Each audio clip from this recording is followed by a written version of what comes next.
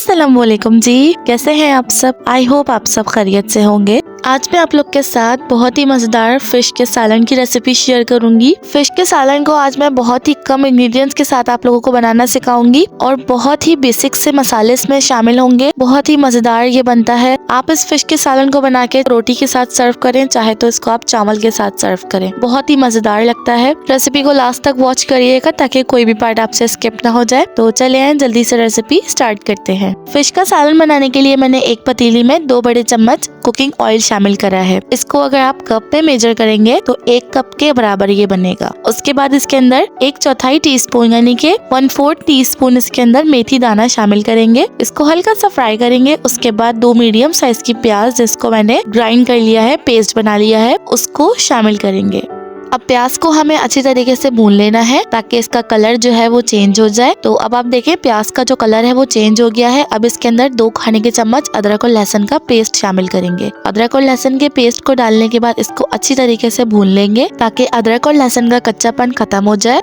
अब अदरक लहसुन अच्छी तरीके से भुन चुका है। तो अब इसके अंदर हम शामिल करेंगे कुछ स्पाइसेस, तो जिसमें है 2 अदद दालचीनी, 3-4 लौंगे, 3-4 काली मिर्चें, 1 बड़ी इलायची, 2 खाने के चम्मच धनिया पाउडर, आधी चाय का चम्मच हल्दी पाउडर, 2 खाने के चम्मच पिसी हुई लाल मिर्च, 1 खाने का चम्मच नमक या हस्बे जायका। ये तमाम चीजें इसमें शामिल कर देंगे और इसको अच्छी तरीके से भून लेंगे। अच्छा, स्पाइसेस की जो क्वांटिटी है वो मैंने अपने टेस्ट के अकॉर्डिंग इसमें शामिल करी है। तो आपको जितना मिर्च नमक खाना पसंद है आप उसके हिसाब से इसमें मिर्च और नमक जो है वो शामिल कर सकती हैं। उसके बाद आपने इस मसालों को इतना अच्छी तरीके से भूनना है इसमें जो हमने मसाले शामिल करे हैं उनका सारा कच्चापन खत्म हो जाए और इसका ऑयल जो है वो सेपरेट हो जाए। अच्छा, मसाला भूनते वक्त आपको लगे कि मसाला जो है वो नीचे लग रहा है तो आपने इसके अंदर 2 से 3 टेबल स्पून पानी डाल के इसको अच्छी तरीके से भून लेना है। बस आपका मसाला जो है फिश का वो जलना नहीं चाहिए। तो देखिए तकरीबन मुझे कोई इसको भूनते हुए 2 से 3 मिनट हो चुके हैं और इसका जो ऑयल है वो सेपरेट होना शुरू हो गया है। तो आप देखिए कितना स्मूथ इसका जो है वो ग्रेवी बन रही है। तो अब सारे मसाले जो है वो अच्छी तरीके से कुक हो चुके हैं। इसका ऑयल भी अब सेपरेट हो गया है। तो अब इस स्टेज पे आपने इसके अंदर दही शामिल करना है। तकरीबन 4 से 5 खाने के चम्मच ये दही है। कप में मेजर करें तो आधा कप के बराबर है और ग्राम्स में करें तो 100 ग्राम बनता है।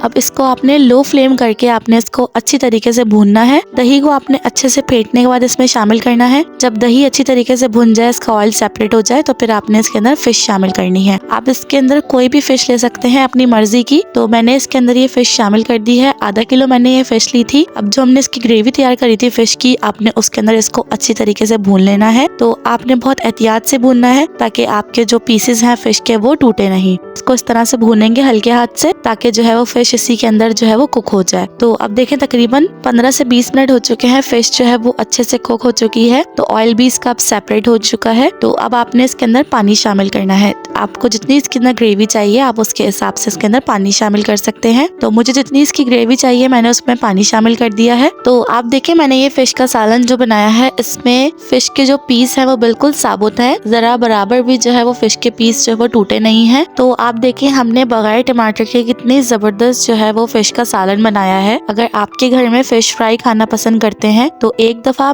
इस रेसिपी को जरूर ट्राई करिएगा, बहुत मजेदार बनती है। बस जी हमारा मजेदार सा फिश का सालन रेडी है। तो इसको अब मैं सर्व करके दिखाती हूँ। अल्हम्दुलिल्लाह जी हमारा बहुत ही मजेदार सा फिश का सालन रेडी है। तो आप लोग भी एक दफा इस रेसिपी को जरूर ट्राई करिएगा। बहुत ही मजेदार ये फिश का सालन बनता है और खाने में तो बहुत ज्यादा टेस्टी होता है। तो रेसिपी पसंद आई हो तो फ्रेंड्स और फैमिली मेंबर्स के साथ इसको शेयर कर दिया करें। चैनल पे अगर नए हैं तो चैनल को भी जरूर सब्सक्राइब कर लें और बेल आइकन को भी प्रेस कर दें। मिलेंगे इंशाल्लाह नेक्स्ट रेसिपी में एक और नई मजेदार सी रेसिपी के साथ। अपना और अपनी फैमिली का बहुत सारा ख्याल रखिएगा। मुझे भी अपनी दुआओं में याद रखिएगा। जब तक के लिए अल्लाह हाफिज।